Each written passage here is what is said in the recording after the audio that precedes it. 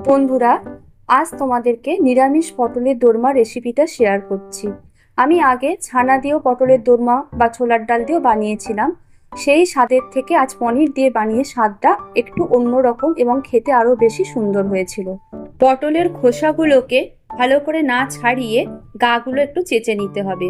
গাগুলো চেঁচে নেওয়ার পরে পটলের সামনের দিকের মুখটা একটু বেশি এবং পিছন দিকটা অল্প করে কেটে নিতে হবে। এরপর একটা চামচ দিয়ে পটলের ভিতরে সমস্ত বীজগুলো বের করে ফেলে দেবে না, ওগুলো রেখে দেবে। এরপর আমি 400 গ্রাম পনির ছোট ছোট টুকরো করে কেটে নিলাম। এবার মিক্সিং জারের মধ্যে একটা কাঁচা লঙ্কা দিয়ে আমি পটলের বীজগুলো ভালো করে বেটে নিলাম। এরপর একটা গোটা ক্যাপসিকামের অর্ধেকটা নিয়ে ছোট ছোট টুকরো করলাম এবং দুটো টমেটোকেও ছোট ছোট টুকরো করে রেখে দিলাম। দোরমার গ্রেভিটা বানানোর জন্য 3 চামচ লাল বাদাম, 2 চামচ কাজু বাদাম এবং 2 চামচ চারমগজ সরিয়ে রেখে দিয়েছিলাম। এবার আমি 50 গ্রাম কাজু আর 50 গ্রাম কিশমিশ ছুরি দিয়ে ছোট ছোট টুকরো করে কেটে নিয়েছিলাম পটলের পুরে মেশানোর জন্য। এরপর মিক্সিং জারের মধ্যে গ্রেভিটার জন্য যে আমি কাজু, লাল বাদাম আর চারমগজটা রেখেছিলাম সেটা ভালো করে পেস্ট করে নিলাম। এরপর কড়াতে কিছুটা সর্ষের তেল দিয়ে পটলগুলো দুবারে হলুদ আর নুন দিয়ে অল্প অল্প করে ভেজে তুলে নেব। তবে পটলগুলো খুব বেশি ভালো করে ভাজার দরকার নেই, হালকা করে ভেজে তুলে নিলে পুরটা ভরতে সুবিধা হবে।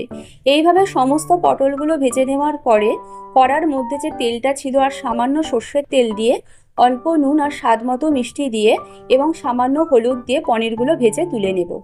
এরপর কিছুটা আবার তেল দিয়ে গোটা জিরে ফোড়ন দেব, সামান্য আদা বাটা এবং কিছুটা হিং ফোড়ন দিয়ে পটলের যে পেস্টটা ছিল ওই পেস্টটা একটু ভাজা ভাজা করে নিয়ে টুকরো করা ক্যাপসিকামগুলো দিয়ে সামান্য নুন, পরিমাণ মতো মিষ্টি দিয়ে ভাজা ভাজা করে নেব।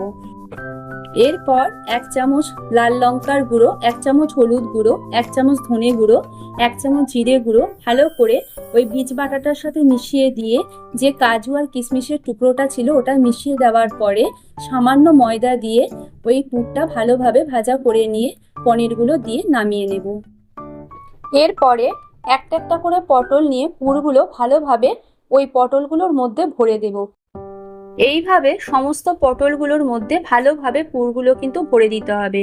আর এত ভালোভাবে ভরতে হবে যাতে পুরগুলো যখন গ্রেভিটা ফুটবে তাতে যেন বেরিয়ে না আসে। এরপর কড়াটা বসিয়ে দিয়ে ওর মধ্যে বেশ কিছুটা সাদা তেল দিয়ে 1 চামচ জিরে ফোড়ন দেব এবং 1/2 চামচ হিং ফোড়ন দেব।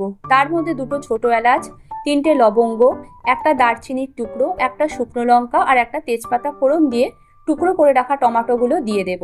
দিয়ে সামান্য পরিমাণে জল দেব যাতে মশলাটা ধরে না যায়। এবার ওই টমেটো টুকরোর মশলার মধ্যে 1 চামচ হলুদ, 1 চামচ কাশ্মীরি লঙ্কা, 1 চামচ ধনে, পরিমাণ মতো নুন এবং পরিমাণ মতো মিষ্টি দিয়ে কাজুর যে পেস্টটা ছিল ওই পেস্টটা মশলা ভাজার সাথে মিশিয়ে দেব। মশলাটা যখন একটু ফুটে উঠবে তখন 100 গ্রাম দই আগে থেকে ফেটিয়ে রেখে দিয়েছিলাম, ওই দইটা ওই মশলার মধ্যে মিশিয়ে দেব। দিয়ে 1 চামচ কাসুরি মেথি ওই মশলার সাথে ভালো করে নাড়াচাড়া করে বেশ কিছুটা জল দেব। জলটা যখন ফুটে উঠবে তখন পটলগুলো ভালোভাবে ওই মশলার সাথে মিশিয়ে ছুরি দিয়ে একটু গাগুলো চিড়ে চিড়ে দেব। যখন মশলার পটলটা শুকনো শুকনো হয়ে যাবে আমি 2 চামচ ঘি দিয়ে নাবিয়ে নেব পটলের দোরমা।